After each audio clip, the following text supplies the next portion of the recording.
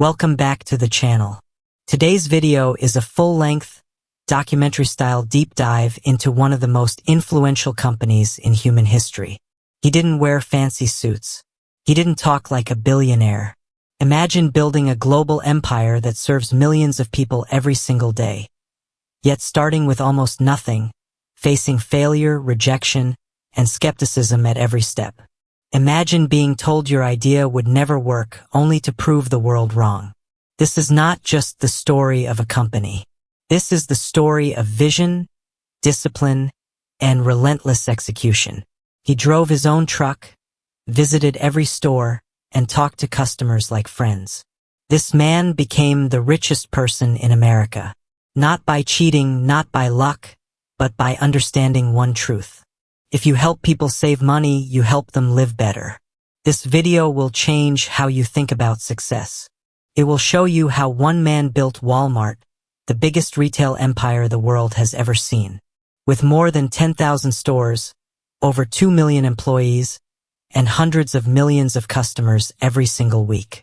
But more importantly, this video will help you improve your English too. You'll learn real vocabulary, real storytelling, real motivation, all in simple, clear, powerful English. This is not just a history lesson. It's your listening practice, your English fluency training, and your life motivation all-in-one. Sit back, listen carefully, and let's begin at the very beginning, because you're about to watch one of the most emotional, powerful, and unforgettable success stories ever told. This is not just the story of Walmart. This is the story of Sam Walton, the man behind Walmart, and how a single discount store in a small American town turned into the largest retailer on earth. The man who changed the world with a smile, a plan, and a pickup truck. Let's begin. Part 1. The small-town boy who didn't know he'd build an empire. Before there was Walmart, before there were billions of dollars. Before the world knew his name, there was just a boy named Samuel Moore Walton, born on March 29, 1918 in Kingfisher, Oklahoma. A place so small most maps didn't even highlight it. His parents weren't rich. In fact, his family struggled during the Great Depression when millions of Americans lost their jobs, homes, and savings. His father, Thomas Walton, was a farm loan appraiser, a job that made them move constantly. And his mother, Nancy Lee, was a warm, strong woman who believed deeply in education and hard work. Sam had one younger brother, James Bud Walton, and together the two boys grew up in a world where nothing was guaranteed. They didn't have luxuries, but what they did have was character, built by doing chores, selling milk from the family cow, and waking up before sunrise to help out. As a child, Sam hated wasting time. He worked paper routes before school. He milked cows before sunrise. He joined the Boy Scouts and became the youngest Eagle Scout in his state. From the beginning, he wanted to do more than survive. He wanted to win, not for glory, but for purpose. Sam Walton wasn't a genius. He wasn't born with money or power, but he had two gifts. One, a deep hunger to learn. Two, and a deep love for people. In high school, he played football, basketball, and baseball. Not because he was the best, but because he never gave up. He was the kind of person who would stay late, practice longer, and give 110%. Every single time. Even if he failed, he tried again. After high school, he couldn't afford a fancy college, but he was determined. He took a loan and went to the University of Missouri studying economics. He worked odd jobs to pay his fees, waiting tables, cleaning, managing his time with military-style discipline. At 22 years old, he graduated. But the world was at war. World War II had begun, and like many young men, Sam joined the Army Intelligence Corps where he served with honor. It was during this time, not in a business school, not in an office, but during war, that Sam learned his most powerful lesson. Details matter. People matter. You must think like a soldier, but serve like a human being. After the war ended, Sam married Helen Robson, a smart, confident, non-nonsense woman from a well-off family in Oklahoma. Helen wasn't just a housewife. She was the backbone of Sam's journey. She challenged him, she supported him, and she made one thing clear. We will not waste our lives. We will build something big or die trying. With $5,000 from his savings and a $20,000 loan from his father-in-law, Sam bought a small Ben Franklin variety store in Newport, Arkansas. He was just 26 years old. No business experience, no big investors, just a dream to serve customers better than anyone else ever had. He worked every single day from opening to closing, checking every price tag, talking to every customer, cleaning the floors himself, and studying the competition like a detective. Sam didn't just want to sell things. He wanted to understand people. He would drive for hours to visit rival stores and take notes on everything. Layout, pricing, customer behavior. He wasn't afraid to learn from others, even his competitors. While most store owners raised prices to earn more profit, Sam did the opposite. He lowered prices to earn the customer's trust. People thought he was crazy. "Why are you cutting your own profit?" they asked. But Sam knew something they didn't. If you give people a good deal, they come back and they bring their friends. And that is the beginning of a revolution.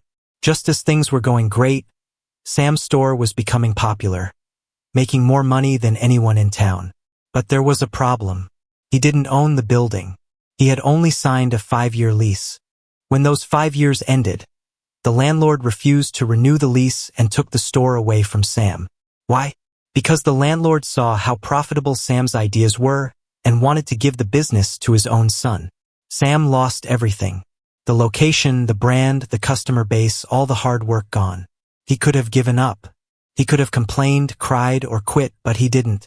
He took a deep breath, packed up his life, and moved to a small town called Bentonville, Arkansas. There, with a burning heart and nothing but his brain and wife, he opened a new store. That store would later become the first Wal-Mart. It was 1950. Bentonville wasn't a place for billionaires. It wasn't a big city with big investors.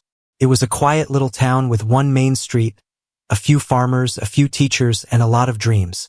But for Sam Walton, Bentonville was the blank canvas he needed. He rented a small building and opened a store called Walton's 5 and 10. It wasn't flashy. There was no giant signboard, no grand opening. Just Sam, his wife, and a store full of small products. Socks, school supplies, cleaning items, candy, and toys. But there was one thing that made this store different. Not the location, not the prices, not even the size. It was Sam's obsession with people. From day one, Sam had a system in his mind. He didn't call it a system, but it became the foundation of Walmart's success. Let's break it down. 1. Serve the customer like their family. He didn't just say hello. He would walk customers to the shelf.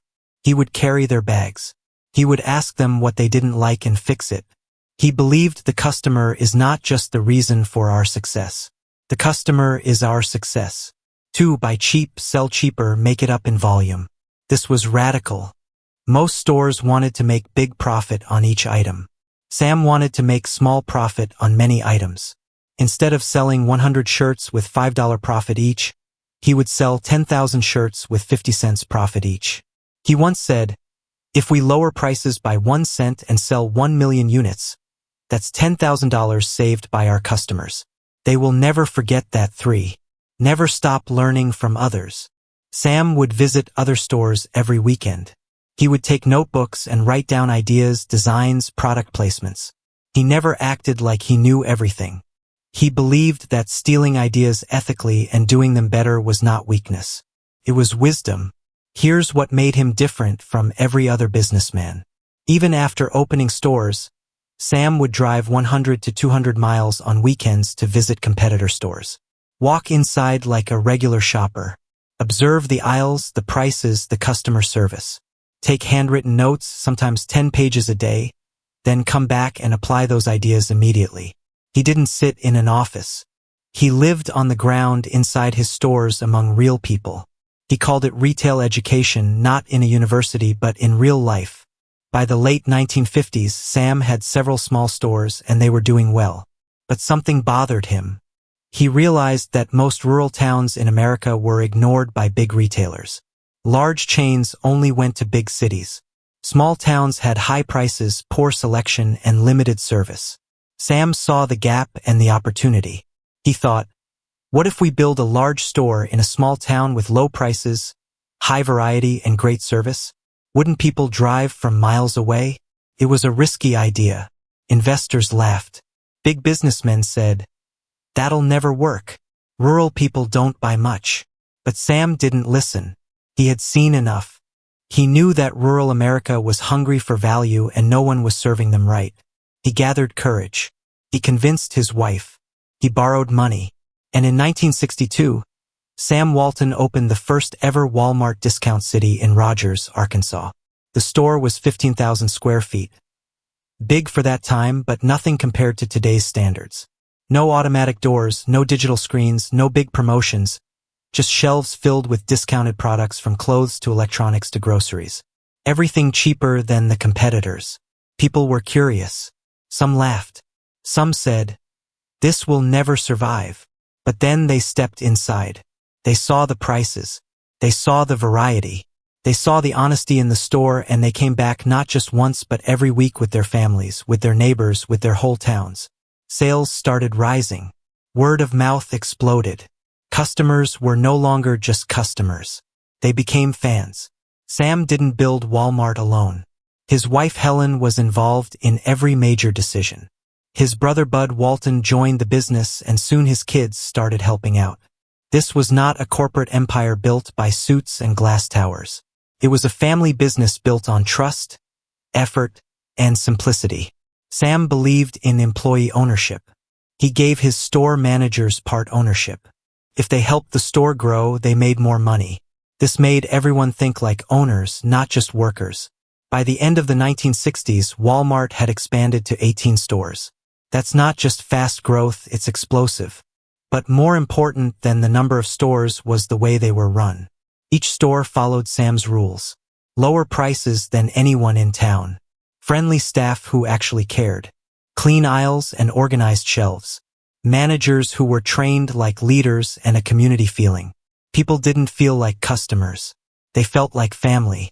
Sam made sure every new store was within driving distance of his home, so he could personally visit, inspect, and improve them. He was not building a business. He was building a movement. While others chased fancy offices and magazine covers, Sam Walton stayed focused on three things. 1. Drive a used truck, not a luxury car. He wanted his employees to know he was one of them. 2. Focus on saving pennies, not spending dollars. He would travel in economy class, share hotel rooms, and reuse office supplies. 3. Keep learning like a beginner. He read reports, visited stores, and talked to the janitor with the same respect as a VP. He often said, "The moment you think you're too big to learn is the moment you start shrinking." Part 2. Walmart becomes unstoppable. The systems that changed everything. By the early 1970s, Walmart wasn't just a clever idea anymore. It wasn't just one man's personal dream. It had become a growing machine of value. A quiet rebellion against overpriced goods, poor service, and old-fashioned retail. And the machine was getting smarter, faster, and more dangerous for every competitor. Walmart had already expanded to 18 stores. But Sam Walton wasn't satisfied. He didn't wake up every day thinking, "How many stores can we open?" Instead, he asked, "How can we open stores faster, better, and smarter than anyone else in history?" He wasn't thinking like a shopkeeper anymore. He was thinking like an architect of a nationwide revolution. Most businessmen grow one store, then two, then 10. Sam Walton grew one store, then started building systems. He understood something others didn't. If you want to grow fast, you can't just copy-paste stores. You must build the machine that makes stores. So while the world was focused on flashy branding and expansion, Sam focused on logistics, distribution, and information systems. Because if you want to serve millions, you must master how to get goods fast, how to keep prices low, how to know exactly what the customer wants. This mindset gave birth to a new kind of company. Not just a retailer, but a retail engine. In 1970, Walmart made a decision that shocked other businesses. Instead of relying on third-party distributors like most retailers did, Sam Walton decided to build his own supply chain. That meant Walmart trucks, Walmart warehouses, Walmart drivers, Walmart control. Why? Because outside companies didn't care about Walmart's mission. They delivered slow. They charged more. They didn't listen. So Sam said, If we want to control our prices, we must first control our products. In 1971, Wal-Mart built its first distribution center in Bentonville, Arkansas. This center wasn't just a storage building. It was a command center where products from all over the country were received, sorted, and shipped directly to stores with military-level efficiency. Every product came in. Every product went out. No del hay, no mi del man. And because it was Walmart-owned, costs were lower, speed was faster, and accuracy was near perfect.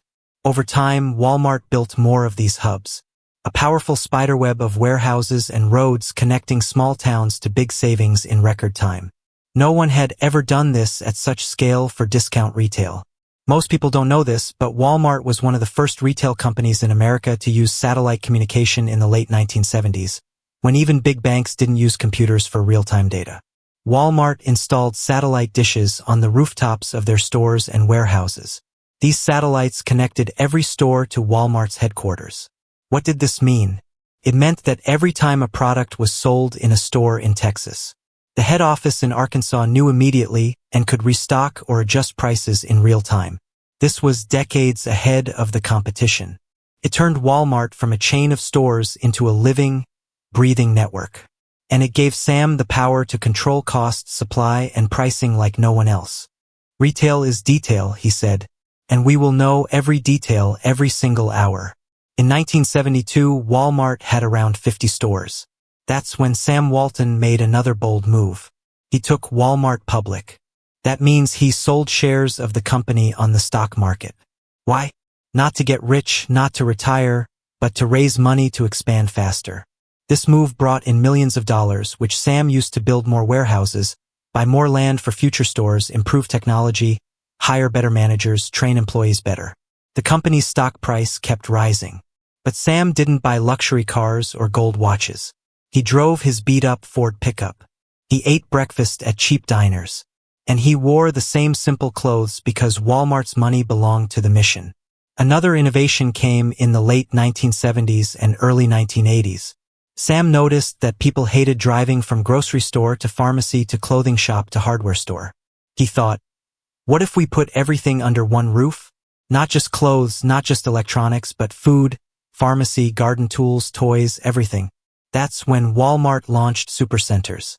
These were massive stores where a mother could fill her car with fuel, buy diapers for her baby, grab fresh vegetables, pick up a birthday gift, get her medicine, buy clothes for her kids, and be home before dinner. This became Walmart's signature style. Low prices plus maximum convenience. And it worked like wildfire. People stopped shopping at 5 stores. They just went to Walmart. Sam Walton knew one truth.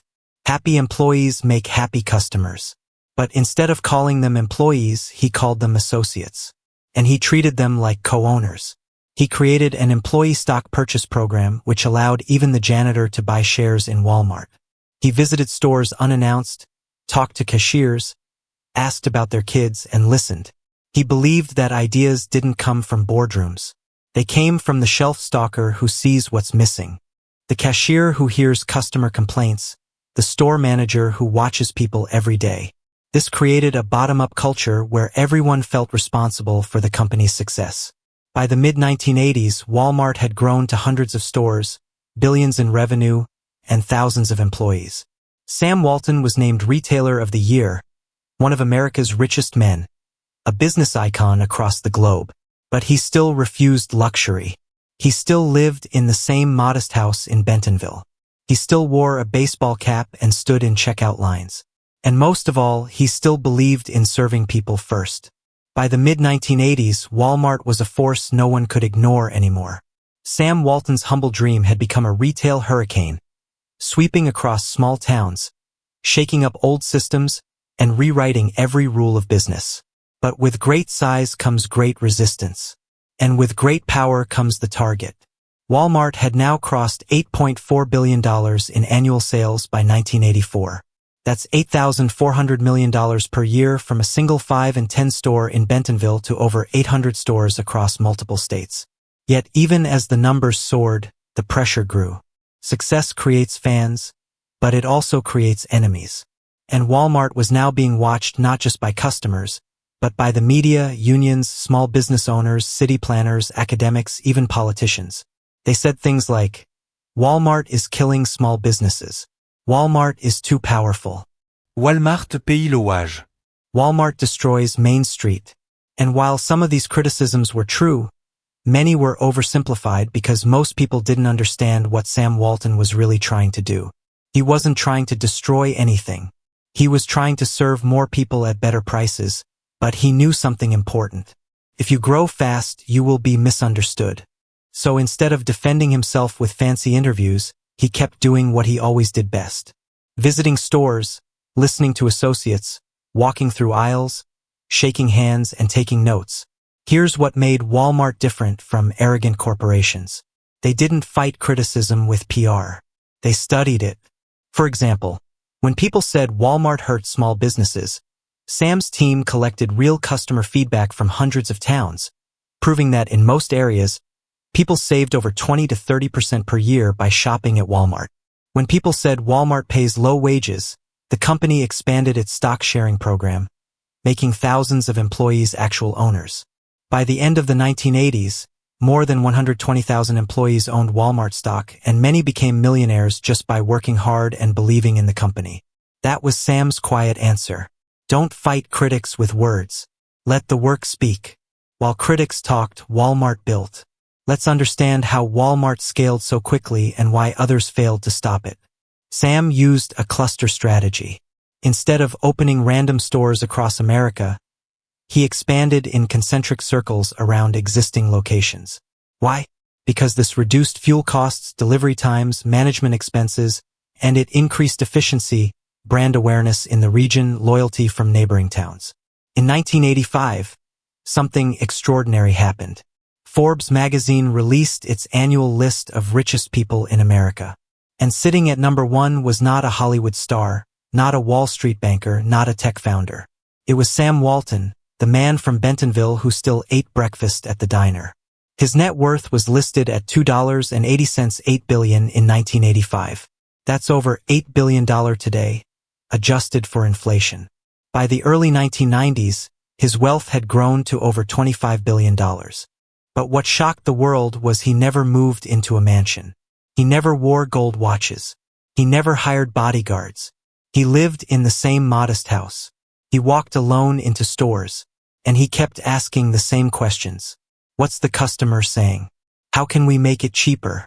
What's not working? People called him crazy, but Sam called it discipline. In 1991, Walmart made another bold move. It decided to go international, starting with Mexico. Many thought this was a bad idea. Retail is local. Cultures are different. Supply chains are complex. But Walmart studied the market, adapted its models, and partnered with local businesses. By 1992, Walmart de Mexico was launched, and it would become one of the largest retail operations in Latin America. Over the next 10 years, Walmart would expand to Canada, China, Chile, Brazil, Argentina, India, United Kingdom. And it did this not by forcing American systems everywhere, but by listening, adjusting, and respecting local needs. The goal was always the same: low prices every day, everywhere. In 1992, Sam Walton did something he never thought he would do. He wrote a book, but not for fame, not for money. He wrote it because he wanted to explain his values before it was too late. The book was called Made in America, My Story. It wasn't filled with business theories or leadership fluff. It was real stories, failures, early decisions, and his raw, honest philosophy. Never get arrogant. Always think like the customer. Respect your people. Keep costs low.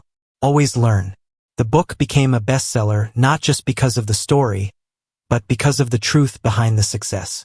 In 1990, when Walmart was dominating the retail world, Sam Walton received terrible news. He was diagnosed with a type of bone cancer called multiple myeloma.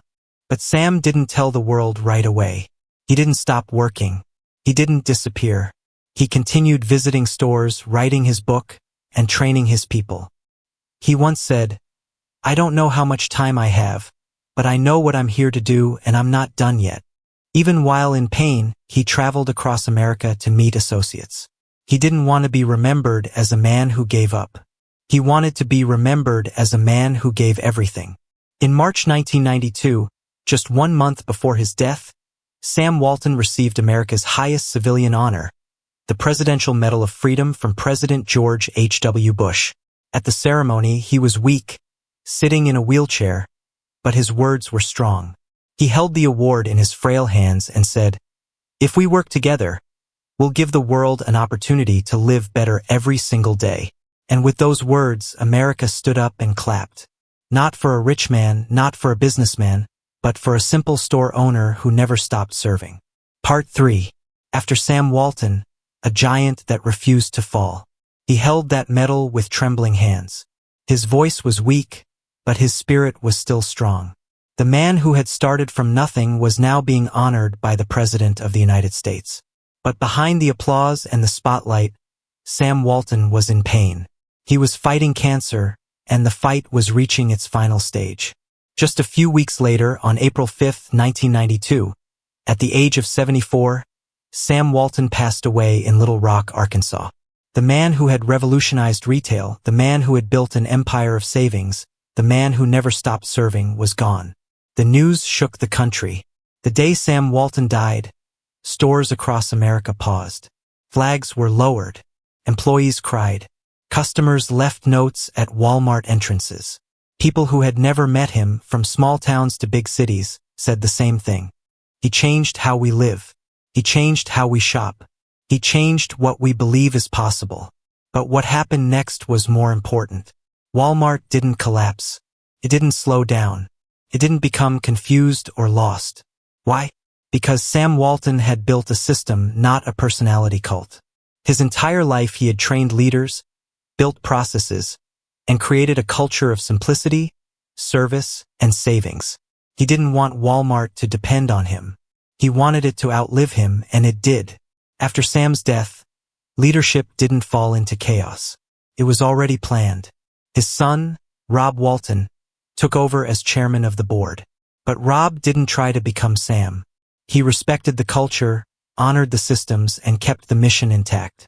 Executives were already trained under Sam's principles. Keep prices low, expand carefully, respect the associates, use data, not ego. Stay humble no matter how big you get. Rob knew one truth. You don't replace Sam Walton. You protect what he built. And Walmart's leadership team focused on doing exactly that. In 1992, the year Sam Walton died, Walmart's annual revenue was already more than $43 billion. That means Walmart stores sold $43 billion worth of products in just 1 year. But that was just the beginning. Over the next 8 years, Walmart's revenue more than doubled, reaching $67 billion by 1995, $100 billion by 1999, over $150 billion by 2002. To put that in perspective, Walmart was selling more in a single year than the entire GDP total income of some small countries. It had become the largest retailer in the world. But it didn't happen by magic. Walmart's strategy stayed the same, but its tools got smarter. Walmart invested heavily in technology. Here's how it worked. Every time a customer scanned a product at checkout, that information was sent directly to Walmart's headquarters. Computers tracked inventory, sales trends, and delivery times. If a shelf was getting low on diapers in Ohio, the system would automatically restock it from the nearest warehouse. This system became so advanced that Walmart's supply chain was called the most sophisticated in the world. Even the U.S. military studied Walmart's logistics to understand how to move supplies faster. This wasn't just retail. This was intelligence at the speed of the customer. Walmart had learned to predict demand before it happened. Restock faster than competitors and lower costs faster than inflation. And that meant only one thing. The prices kept going down. The savings kept going up and customers loved it. After Sam's death, Walmart didn't just expand in the U.S. It went global fast and smart. Let's look at a few key expansions. 1. Mexico. Walmart de Mexico became the largest retailer in the country with over 2,500 plus stores by the 2000s. 2. Canada. In 1994, Walmart entered Canada by buying 122 Woolco stores. In less than 2 years, it became a dominant market leader. 3rd United Kingdom. In 1999, Walmart bought Asda, one of the UK's largest supermarket chains, and became a top competitor overnight. For China, Brazil, Argentina, Chile, India, Walmart entered each market with a different strategy. Sometimes by building stores, sometimes by buying existing chains, sometimes by forming partnerships with local companies. The goal was not to Americanize the world, but to bring Walmart strengths into local systems.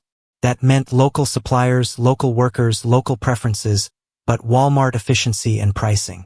Even after Sam's passing, Walmart stuck to one belief: the customer is boss. Here's what that meant in real life. Walmart tracked which items were most popular in each city. Store managers were allowed to adjust layouts based on local habits. Prices were adjusted every day to match or beat local competitors. If a customer complained, their voice went straight to the top. Walmart wasn't just a big company. It was a flexible company, able to act fast, change quickly, and adapt to new markets. In the late 1990s and early 2000s, new competition appeared, not from other physical stores, but from the internet. Companies like Amazon, eBay, Target.com.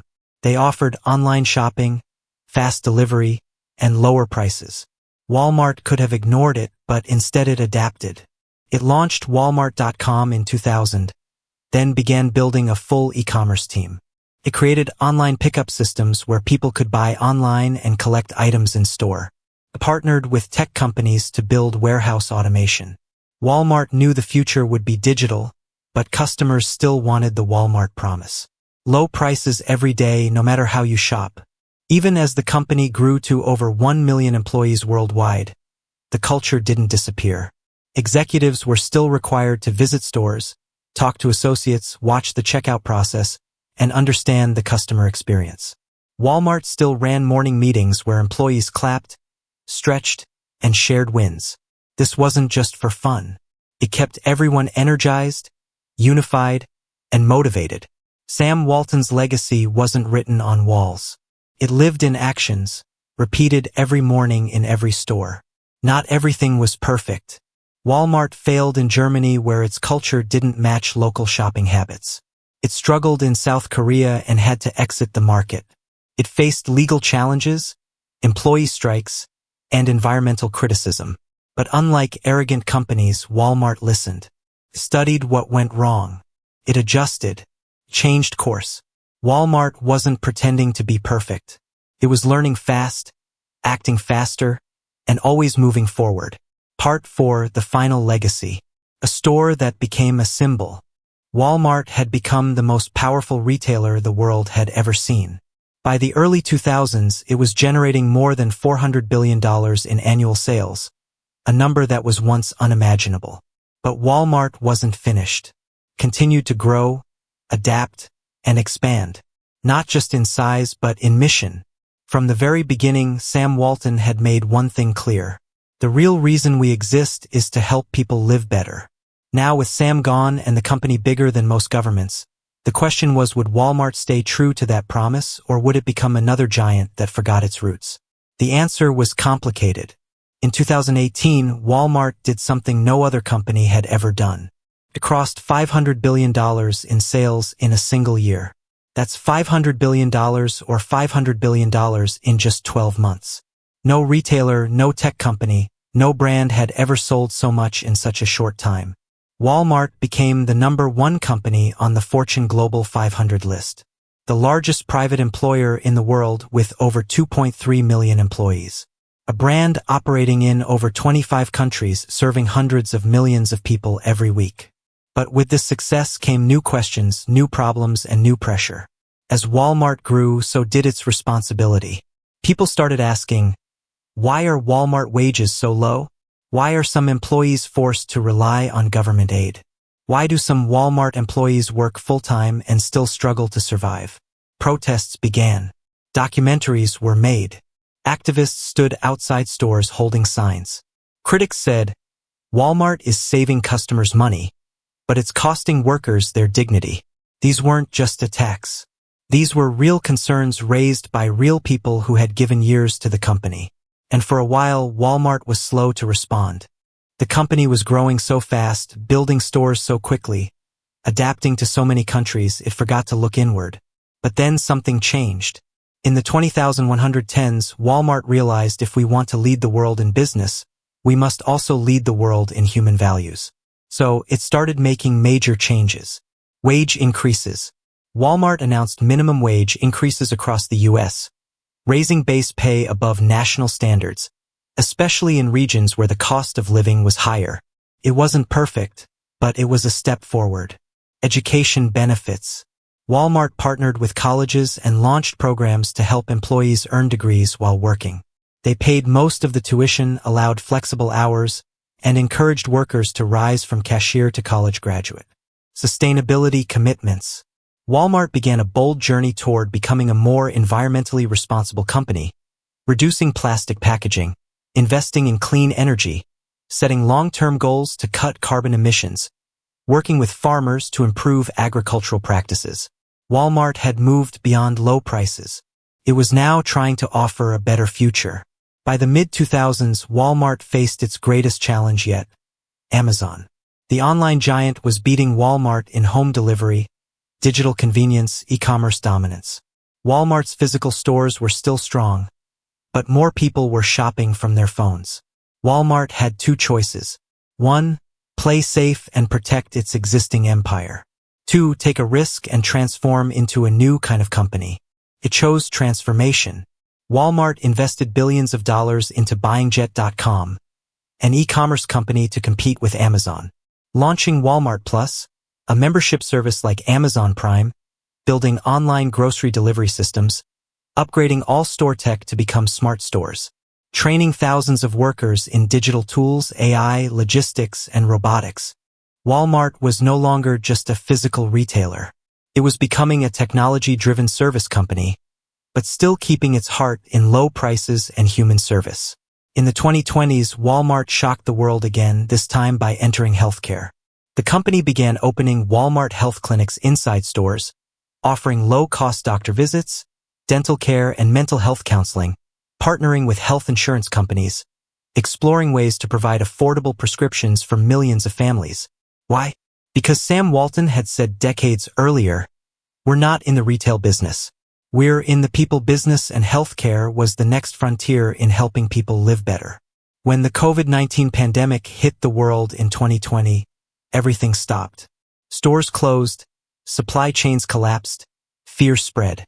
But Walmart had to keep going because it sold food, medicine, household essentials. It was declared an essential service and stayed open while others shut down. The challenge was enormous. Protect workers from infection. Keep stores stocked while supply chains broke. Handle angry, scared, confused customers. Manage operations across 25 countries, each with different rules. But Walmart responded quickly. Installed plastic barriers for cashiers, distributed masks and safety kits, gave bonuses to employees, increased online services and delivery options, offered vaccination centers inside stores. It wasn't perfect, but it showed one thing. When the world panicked, Walmart kept serving. Sam Walton didn't just build stores.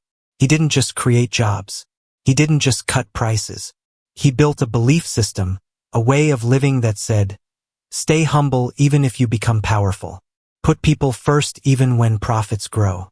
Act like an owner even if you're just starting. Never stop learning even when you succeed. He believed in everyday people.